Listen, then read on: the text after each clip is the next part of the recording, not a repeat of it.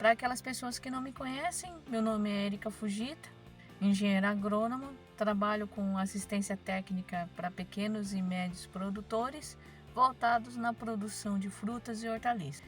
Que existe um certo entendimento errôneo, né? Um entendimento errado sobre o uso de sistema de irrigação, principalmente em relação a você tentar definir, encontrar um tempo, de quanto tempo você vai deixar o seu sistema aberto, levando água para sua lavoura.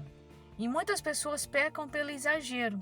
E claro que também, mesmo com exagero, traz prejuízo para a lavoura, porque o solo úmido demais, nós temos um grande risco de aumentar a porcentagem de doença do solo. Isso também não é legal. Então temos que tomar certos cuidados. Ah, mas eu tenho água à vontade. Bom para você, só que isso não justifica que a planta precisa desse excesso todo. Porque não sei se vocês sabem, a raiz também precisa de respirar.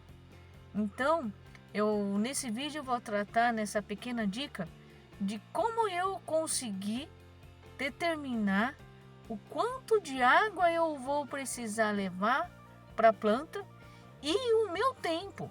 Só que, gente, isso você só vai definir de acordo com o seu sistema que você tem aqui. Você tem aí, aliás. Então, por exemplo, o que é certo para um agricultor não é certo para o outro, tá? Por favor. Então, preste muita atenção. O tempo de um não é o mesmo do outro e assim por diante. Então, tome muito cuidado. É muito importante a gente trocar experiência com outros colegas de profissão, com outros produtores, com seu vizinho. Isso é muito bom. Isso enriquece. Só que também nem tudo é para todos. Isso é um ponto extremamente importante. Então eu venho aqui fazer com que vocês economizem água, principalmente, e leve o necessário para a planta. Não é porque eu tenho demais que eu vou fazer o uso muito a mais do que eu preciso de água. Não é isso. Então, um ponto muito importante é o que causa o excesso de água na planta, no solo. A causa principal do excesso de água no solo, principal mesmo, é doença. E aí você tem o amolecimento da raiz, ele começa a apodrecer, porque no solo tem fungos e bactérias, uma quantidade gigantesca de micro-organismos multivariados, de bom e de ruim. Então esse é um ponto muito importante. Outro ponto que o excesso de água dificulta a troca de ar, a respiração da raiz. Então a planta libera, gases e absorve outros. E nessa absorção, na área que absorve outros, nós temos que ter o quê? Um mínimo de porosidade. Ou seja, aquela terra muito encharcada que não consegue fazer troca de ar nenhuma, vai debilitar a planta. Algumas têm maior sensibilidade e acabam morrendo. E a gente acha que é por alguma falta de nutriente, alguma coisa, e não é. É que nós estamos dando água demais e ela não está conseguindo trocar gases. Não está havendo troca de ar. E isso é muito importante também. A raiz precisa ter essa troca. E outro ponto que eu já falei a vocês. No solo, como tem essa quantidade gigantesca de micro-organismo, nós temos que ter condição para que esse micro-organismo consiga trabalhar no nosso favor. E para isso ele precisa de quê? Oxigênio também, tá bom?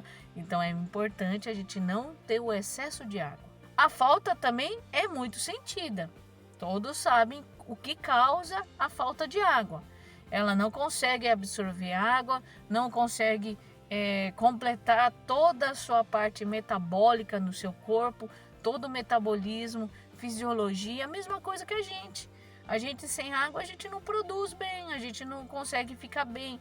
Podemos ter dores de cabeça, algumas pessoas sentem a boca seca, a gente não consegue se sentir bem sem a água, começamos a ter várias dificuldades, até mesmo motora, né? E na planta também não é diferente. Ela não consegue completar a sua atividade dentro da planta na produção de açúcares através da luz, da radiação solar. Lembra que eu já falei a vocês que a planta também produz açúcares, vitaminas, enzimas, só que sem a oxigenação, né? Sem a quantidade exata de água na raiz, ela não consegue fazer isso. Então, tudo que é demais, né? Desculpa, tudo que é demais faz mal. Tudo que é de menos também. Então, a gente tem que ter um equilíbrio. E para você poder fazer isso, a gente tem que ter condição de conhecer o nosso sistema de irrigação. Por exemplo, para hortaliças, o ideal é o gotejo, porque tem muitas espécies de hortaliças que a gente trabalha no campo que não suporta a alta umidade nas folhas. E ela leva a quê? A maior incidência de doença foliar. Como também tem algumas doenças que ela só aparece com baixa umidade relativa do ar, como por exemplo o oídio. É um fungo esbranquiçado, muito comum em quiabo e abóbora. Aí, nesse caso, você tem que trabalhar com 2 tipos de irrigação, se tiver condições financeiras para isso, é claro. Que seria a fonte principal de água por gotejo via solo. Então, coloca 2 mangueiras de gotejo por linha de plantio, 2 mangueiras por linha de plantio, porque daí eu vou levar a quantidade de água que a planta necessita no menor tempo, porque eu tenho mais mangueiras gotejando. E para o oídio, no caso, a gente vai usar o quê? O aspersor, só que alguns, só para aumentar a umidade relativa do ar, não é para irrigar. Então, nesse caso, o aspersor não é para irrigar, tá? É para ajudar no controle de doenças. Então, para hortaliça, o melhor é gotejo. E, se possível, 2, porque daí eu diminuo o tempo de irrigação.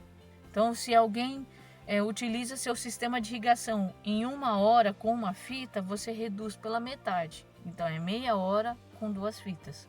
E aí você ainda consegue molhar mais área no sistema radicular. Para frutíferas, o melhor é aspersor. Só que é um aspersor que tem, em média, em relação ao solo até o aspersor, meio metro, 40 centímetros. É uma altura que muitas pessoas chamam de bailarina, né? Ou microaspersor. É melhor para frutíferas, porque as frutíferas, ela tem um sistema radicular que ela domina uma grande área de superfície. Então, se eu usar gotejo para fruta, você não vai conseguir fornecer água suficiente. Por isso que tem que ser aspersor. Então, cada tipo de cultura você vai se adequar de uma forma diferenciada. Pense bem, quanto maior a área de formação de sistema radicular superficial, eu tenho que usar microaspersores ou bailarina. Para hortaliças que já não tem tanta área de raiz, e mesmo porque ela não dura muitos meses ou anos, como no caso os pomares, então eu vou com a fita de gotejo e eu consigo levar essa água no ponto ideal. Mas como eu posso fazer para medir? Como eu sei que muitas pessoas não têm medidores para saber qual é a quantidade de água que está chegando lá embaixo do solo, o que eu faço? Vocês pegam uma cavadeira na linha de plantio, onde você tem o seu sistema de irrigação instalado, faz um buraco com a cavadeira ou cavocate, dependendo do lugar. Vocês vão fazer um buraco de 0 a 30 centímetros, que geralmente é onde você encontra a maior quantidade de raiz no seu solo, entre uma planta e outra, no seu solo onde você está oferecendo água. E nessa profundidade, quando chegar a 20, você cavou e chegou a 20 centímetros de profundidade, pega uma porção do solo, faz um torrão e aperta. Se você apertar e escorrer água da sua mão, você está com excesso de água. Excesso. Então você tem que tomar cuidado em tentar medir quanto tempo você deixa o seu sistema ligado. É a melhor forma de você dar a água ideal para a planta e sem ter o gasto excessivo do recurso natural mais importante para a agricultura, que é a água. Então você fez um torrão de terra, pegou na mão e escorreu, você está exagerando. Então marca o tempo. Poxa, eu abri o meu gotejo, por exemplo, meia hora. Então eu vou ter que diminuir para 20 minutos. O ideal é você fazer um torrão, você pegou, apertou, abre a mão, ele não pode desmanchar. Se você pôr o dedinho em cima, ele tem que estar macio. Ele não pode desmanchar. Se você fizer um torrão, apertou, ele desmanchou, é que ainda está faltando um pouco mais de água. Então pode acrescentar aí uns 10 minutinhos, no caso do gotejo. E no aspersor a mesma coisa. Vocês vão se enquadrar. Eu sempre falo que esse tipo de situação vai diferenciar de propriedade para propriedade, de solo para solo. Por isso que tem que fazer esse primeiro momento. Se você instalou um sistema de irrigação numa área que você não conhece o solo, faz isso em vários pontos, até você acertar a mão. Ah, Érica, mas isso é muito trabalhoso. Sim, existe formas de você também fazer isso comprando medidores. Só que eu acredito que numa situação financeira que nós estamos passando com grande dificuldade, eu acho que se a gente passar e dedicar um período do dia para fazer essa medição é melhor. Porque eu sei que o sistema de irrigação tem um gasto com motores a bomba. Bomba para você bombear água, seja para o reservatório ou seja para você ter pressão para você ligar os aspersores. Então é melhor você ter essa demora. Então lembrando, você cavou 20 centímetros, tirou essa terra, apertou, escorreu água, então você nem precisa cavar mais para 30, então já está em excesso. Se você chegou no 20 centímetros, apertou, pressionou o torrão, ele não desmanchou, então ele está ok. Então tem gente que usa para cada 20 centímetros de profundidade ou 30, vai depender do seu solo. No caso de frutas, é a mesma coisa, só que daí eu sempre vou trabalhar com a profundidade de 30. Então para frutas é a profundidade de 30 e para hortaliça a profundidade de 20 centímetros. Então essa é a base que vocês vão estar trabalhando, tá bom? Então essa é uma dica super prática, barata e altamente eficiente. Só que lembrando, é um trabalho de formiguinha, vocês vão ter que fazer isso numa área que vocês não conheçam o seu solo ou que você já tem e você quer descobrir, será que eu estou dando água de forma correta? Estou dando água em excesso ou pouco? Então qualquer dúvida, entre em contato comigo e vamos nos falando, certo? Aí, nesse intervalo aí que eu dei, a gente já vai terminar agora o vídeo, né? Eu acredito que eu tenha ajudado vocês, né?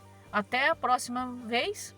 Não se esqueçam de se inscrever no meu canal, no YouTube, também no Facebook e no Instagram. Até o próximo vídeo e boa sorte a todos e vamos à luta!